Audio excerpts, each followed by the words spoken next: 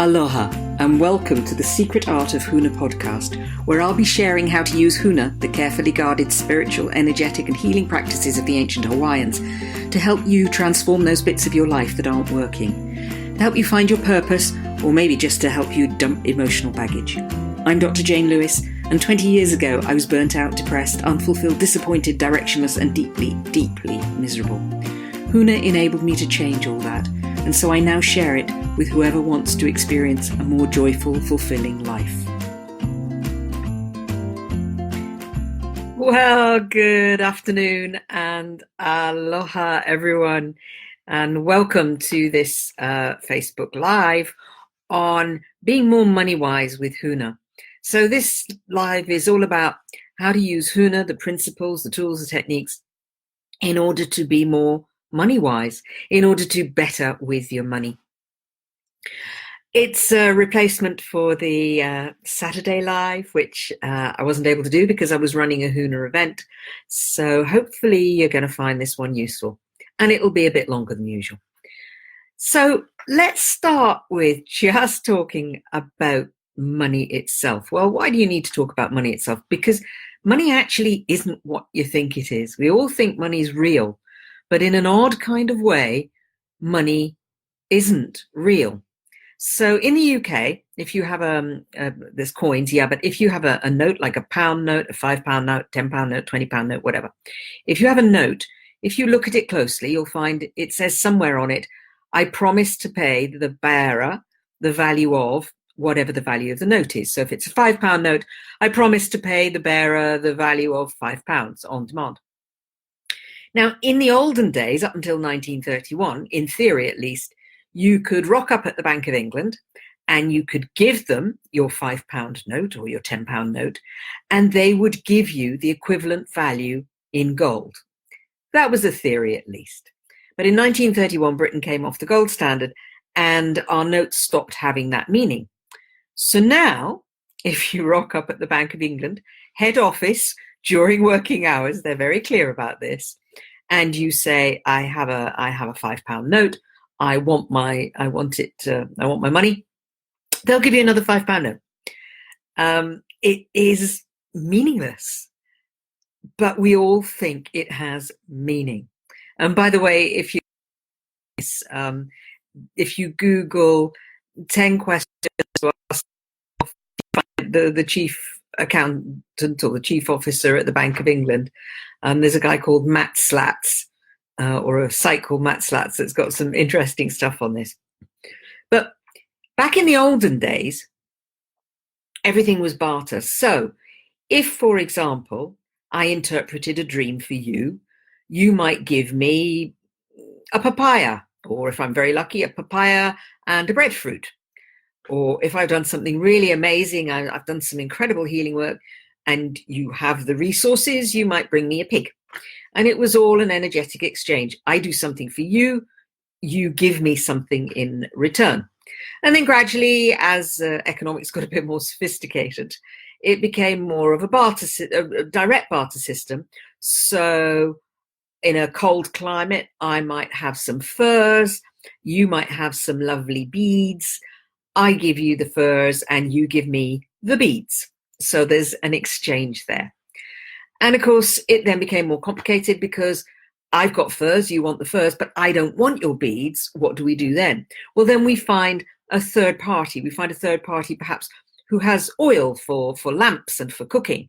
So it might be that the oil person wants my fur, the bead person wants my furs, but I want oil. So the bead person gets oil from the oil person, gives me oil in return. It gets more and more complicated. Although actually, if you were trading with the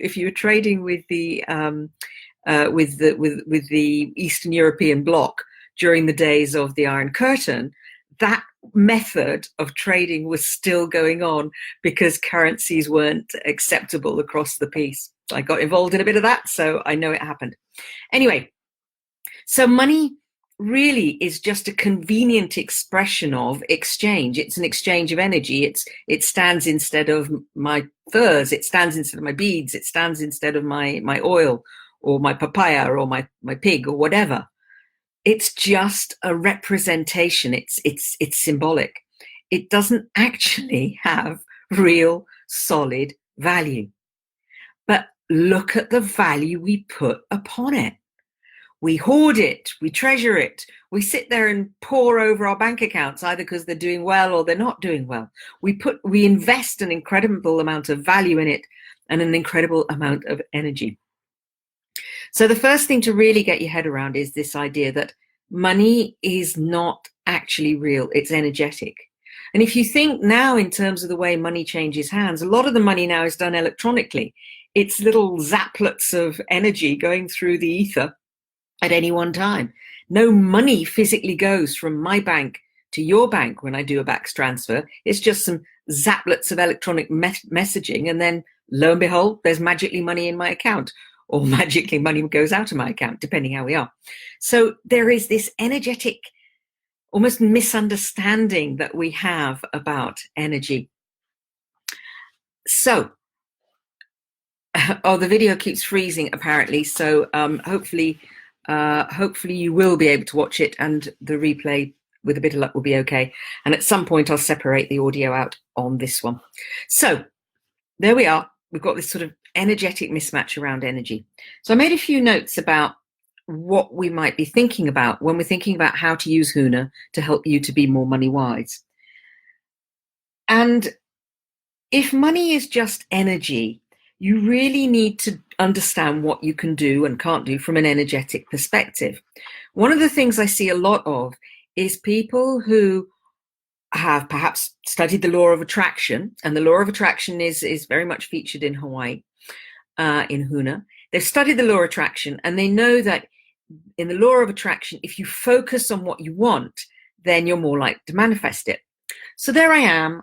I'm talking to the divine, I'm talking to source, I'm talking to the God of my understanding. And I'm saying, dear divine, dear source, dear God of my understanding, please bring me more money.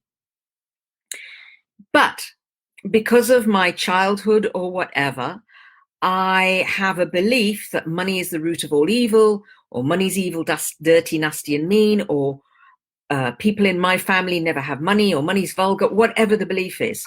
So you have a complete contrast. On the one hand, I'm saying, dear source, send me that energy, send me money. And on the other hand, I'm saying, send me that thing that's evil, dirty, nasty, and mean. It doesn't really compute. So the first thing, particularly from a Huna perspective, that you need to do is to look at your beliefs. What do you believe about money? What do you really believe about money at a soul level, at a cellular level, not just at an intellectual level? Because we all go, oh, of course money's a good thing. But if deep down at the cellular DNA, I've inherited this from my parents and grandparents level, then we've got to fix that. You need to deal with that belief. Another thing to look at is emotions. Hi, Kim. Thank you. The other thing we have to do is to look at emotions. What emotions do we have around money? Do you feel anger about money? Do you feel joy about money? You know, if you feel joy and enthusiasm about money, it's a very different energetic experience than if you feel angry about money, or resentful about money, or resentful, and this was one that I ran for so many years, resentful for that company idiot who was younger than me, less experienced than me, less qualifications, joined the company later than me, and they paid him more for me for doing the same job.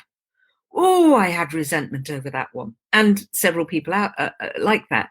So do you have resentment around money? What are the emotions that you have around money? Are they positive, or are they more negative? Say anger, resentment, a feeling of hurt. Or another one is, let's say if you've loaned money to a friend or family member and they never gave it you back, and you've still got that festering in somewhere in your psyche, that kind of thing, that these things can really hold you back energetically from accessing money. What can you do about it? Well, there's some few Huna things that you can do about it, and I talk about that on retreats and on Huna Lives and in the Pioneers Club. But one of the things that you can do is just journal. Journal about your beliefs on energy, your beliefs on money. Journal about your emotions around money. Journal about what does money mean to you. So you start to understand energetically your relationship with money. Another thing that you can do, and this doesn't come so much from Huna, this is more of an NLP thing, but it's incredibly useful, is to look at your values around money. Ask yourself the simple question, why is money important to me? And write them all down quickly as possible, because your values provide a very deep level motivation. Your beliefs certainly provide deep level motivation. So the more you surface those, the easier it is to build your relationship with money. Your values also provide a deep level motivation. What's important to you? What's important to you at a deep level? What's important to you about money? And quite often what you find when you do this exercise is that, yeah, you've got a load of good values around money, but when you really probe and you say, what's this value about? You find that the value is actually about all the things that you don't really want and that money kind of saves you from. So classic one is money and poverty. So you might say, why is money important to you? Well, for some people, money is important to me because it gives me holidays. It means I can buy things for the kids. It means that I can do things to the house. Money's great. For other people, money's important to me because when I was a kid, we were dirt poor, and I never ever want to be in that situation again. So I want money so that I'm not dirt poor. So it's what we call in the trade an away from on money. So looking at when you think about what's important to you about money and you make your little list, for all these elements on the list, why money is important to you, which ones are important to you because it's empowerment, moving towards, and which ones are important to you because it's moving away from? I was talking to somebody this morning and we were talking about their business, and it's going well. Things are going well financially. She's okay, but she's trying to grow a business in different directions. And some of the products that she's creating aren't selling as well as she wants. So we were talking about this, and she made the comment. She said, you know, financially I'm stable, but it's just this one area, this one product where I'm struggling a bit. And I said to her, your money values, when you think about money, do you have an away from around money? And she sat there and I could see all the jigsaw pieces and the widgets in the brain clicking into place. And she said, oh, yes. Because when we have away froms, there's something in our motivation around money, there's something in our values around money that is disempowering. That's I want it because I don't want the opposite. What happens is that our performance starts to become quite erratic. So it goes, okay, money means when I have money, I'm not dirt poor. Great. So I create enough money that I'm not dirt poor, and I get to a position of stability. I'm no longer dirt poor. So I don't really need to do anything more to bring in the money because I'm no longer dirt poor. And then my money reserves start to fall down. I start to get a little bit poorer. Oh, I'd better do something. Right. I'll do something now, and then I won't be dirt poor. So I rush around and I do the things and I make things and I create things and I earn some money, and I'm back to stability. Until the money starts to run out a little bit and I start moving towards dirt poor again. And then I panic and I go into that routine again. And that may be familiar for you. So looking at your values, looking at why money is important to you, and whether it's important to you because it empowers you, or whether it's important to you because it means that you don't have to have something that you don't want in your life. Another thing I think is really important is forgiveness. And this is very much a Huna concept. So forgiveness is important. I talked about the guy who I resented for many years because he was less intelligent than me, he was less qualified than me, he was blah, blah, blah, blah, blah, but he was earning more than me. And one of the things that I had to do on my money journey was actually forgive people like that. Forgive the people who had borrowed money and then never paid me back. Forgive the people who'd got better jobs than I had or when I was just as qualified. Forgive the people who'd done me down, cheated me in a money sense. Because when you forgive them, you let go of them. And the Huna way to forgive them is the Ho'oponopono process. And you can find a version of the Ho'oponopono process on this page, The Secret Art of Huna, in Facebook. You can also find it in the Pioneers Club, which is a club that I have. You can find plenty of videos of me talking about the Ho'oponopono process and guide yourself through the Ho'oponopono process. When you release that old energy, those old connections, then it liberates you. It frees you up, because these people who wronged you, who hurt you, who didn't pay their debts, who left you in debt, or whatever the story was, they're behind you. They no longer have any power over you. And as I said at the beginning, money isn't real. It's just energy. It moves around the world like energy. It is energy. It represents energy. The furs that I mentioned at the beginning, if I was a fur trader in a cold climate, the work that I'd done in breeding the animal, in killing the animal, in skinning the animal, in treating the fur, in making the fur saleable, it's all energy. That's what you would be paying for when you gave me the money for the furs. So think about it in that way.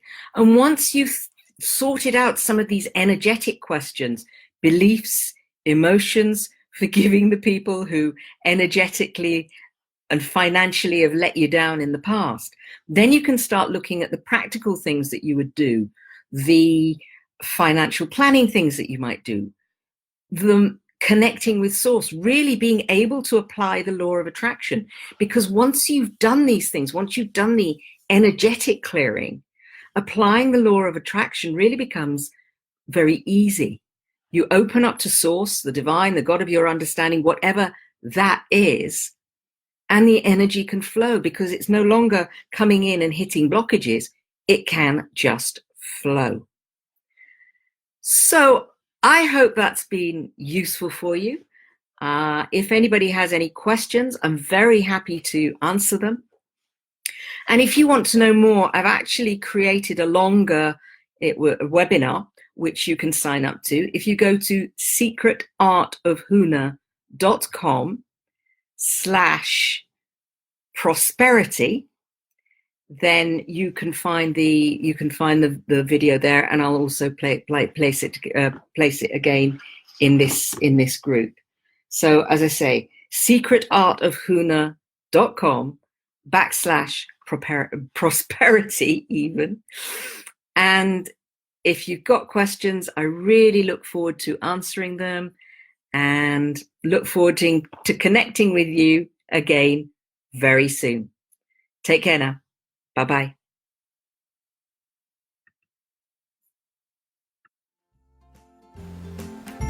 I hope you've enjoyed today's podcast. If you want to bring about rapid transformation in your life, check out secretartofhuna.com, where you can also download a free meditation to help you with self-forgiveness. You can also look out for Secret Art of Huna on social media such as Facebook and LinkedIn. Look forward to talking to you again very soon.